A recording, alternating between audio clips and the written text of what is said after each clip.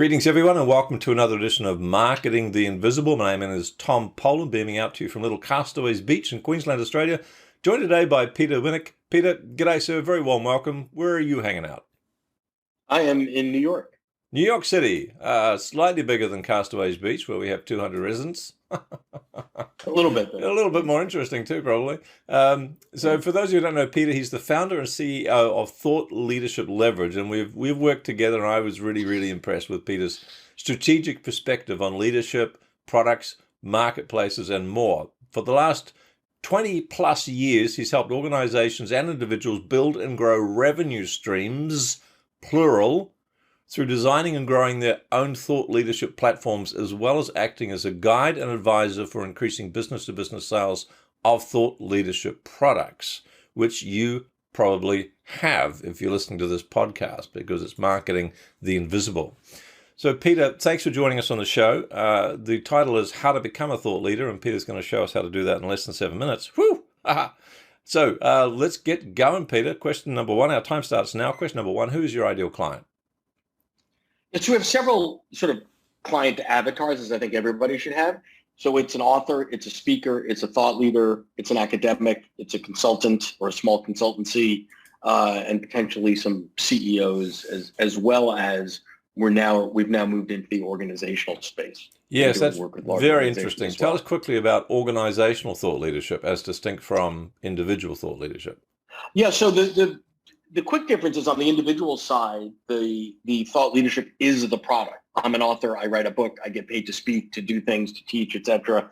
On the organizational side, they're not looking for the direct monetization of the intellectual property of the thought leadership. They're using the thought leadership to build the brand, to show the world they have a perspective or a framework or a model. So they want to, in essence, give the thought leadership away so that when their clients are in the market for their services, they go, yeah, that guy Tom's pretty smart, or that company Accenture, they're pretty good at what they do. I've been reading a lot of their stuff, following it, et cetera. Right. See, folks, this is quite interesting because what you've just heard is a demonstration of thought leadership from a thought leader.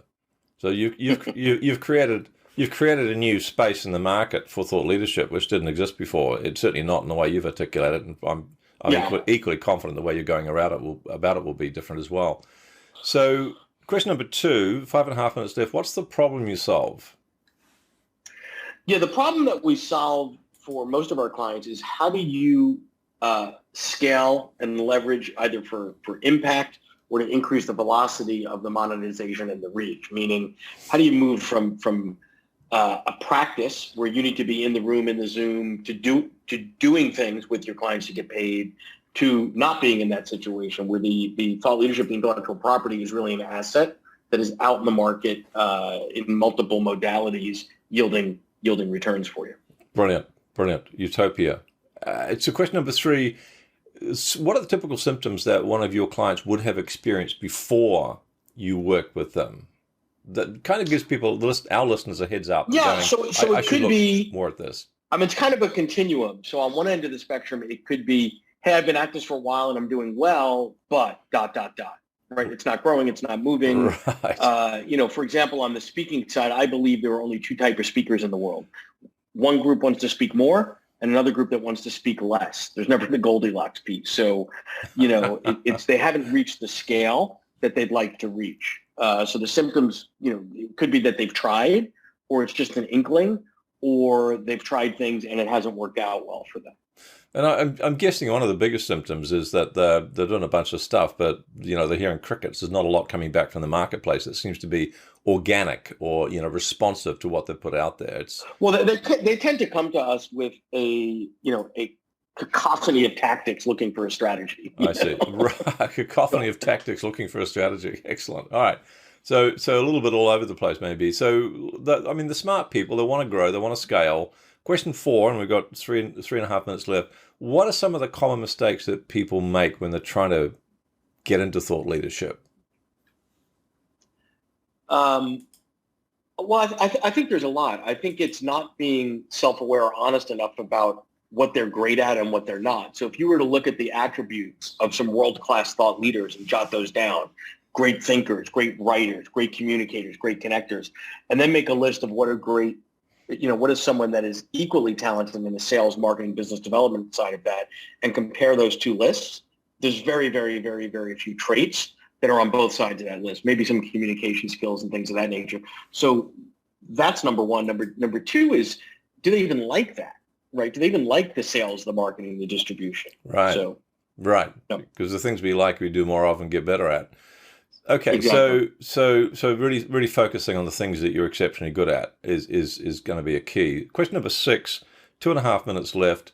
Plenty of time. One valuable free resource that we could direct people to, a website they can go to get more information on how to become a true global thought leader.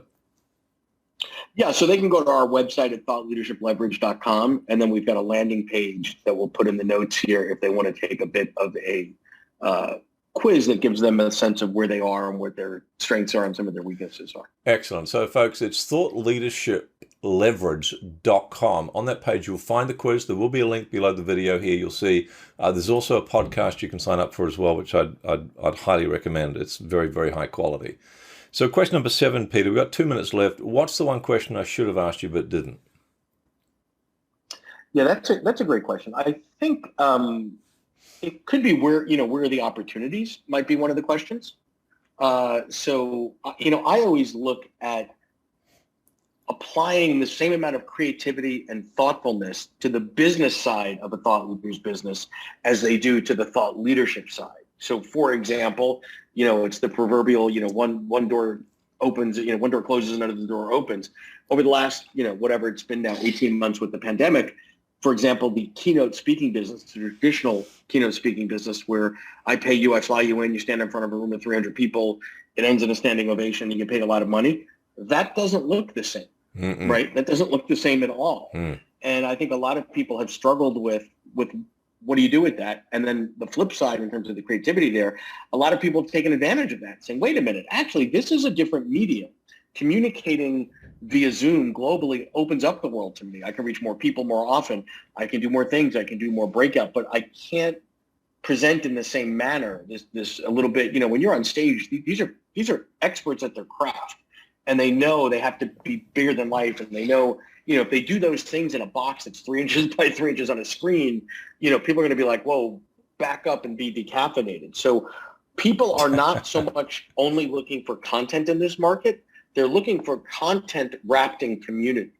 And I think that's a big deal, right? So I want to be with people that are not identical to me, but like-minded. So if I'm following a speaker, I want to connect with other folks that are passionate about resilience or leadership or innovation, whatever that piece is. And how do you sort of weave that into your business model? So it's an interesting question. Perfect. And 10 seconds to spare. Peter Winick, incredibly insightful, very articulate. Lots of gems in there. Folks, go to thoughtleadershipleverage.com. There is a quiz on there. There's a podcast in there. Go get it. Peter Winick, thanks so much for your time. My pleasure. Thank you. Thanks for checking out our Marketing the Invisible podcast. If you like what we're doing here, please head over to iTunes to subscribe, rate us, and leave us a review. It's very much appreciated. And if you want to generate 5 fresh leads in just 5 hours, then check out www.5hourchallenge.com.